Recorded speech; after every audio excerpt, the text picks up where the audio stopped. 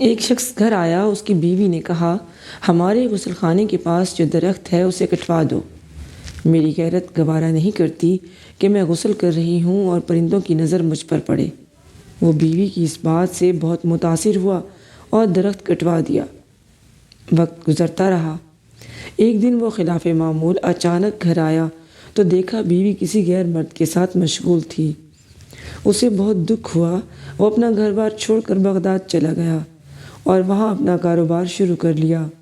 اللہ تعالیٰ نے کاروبار میں خوب برکت دی اور اپنے روز افزوں کاروبار کی بدولت وہ بغداد کے سرکردہ شہریوں میں شمار ہونے لگا، یہاں تک کہ بغداد کے کوتوال تک رسائی بھی حاصل کر لی۔ ایک دن کوتوال کے گھر چوری ہو گئی۔ پولیس نے مجرم کا سراغ لگانے اور پکڑنے کی بہت کوشش کی لیکن ناکام رہی۔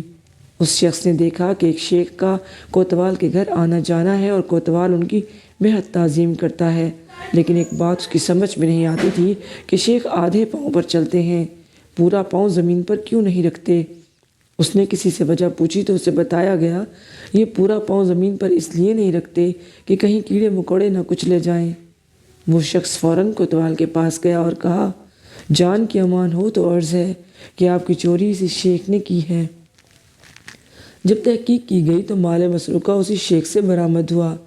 کوتوال نے حیرانی سے کہا، ہم نے تو کبھی سوچا بھی نہیں تھا کہ یہ شیخ بھی ایسا کام کر سکتا ہے، تمہیں کیسے معلوم ہوا؟ اس شخص نے کہا، میرے گھر میں ایک درخت تھا، اس نے مجھے نصیحت کی تھی، جو لوگ ضرورت سے زیادہ نیک نظر آنے کی کوشش کرتے ہیں وہ عموماً نیک نہیں ہوتے۔ یہ حقیقت ہے کہ کچھ لوگ فیس بک کی حدود تک ہی با اخلاق رہتے ہیں، حقیقی زندگی میں ان کے شر سے ان کے محلے دار، رشتہ دار، حتیٰ کہ گھر والے بھی پناہ مانگتے ہیں۔ ایسے اخلاق و نیک نامی کا کیا فائدہ جس سے صرف وہی لوگ فائدہ اٹھائیں جن کا آپ کی پریکٹیکل لائف سے کوئی واسطہ ہی نہیں۔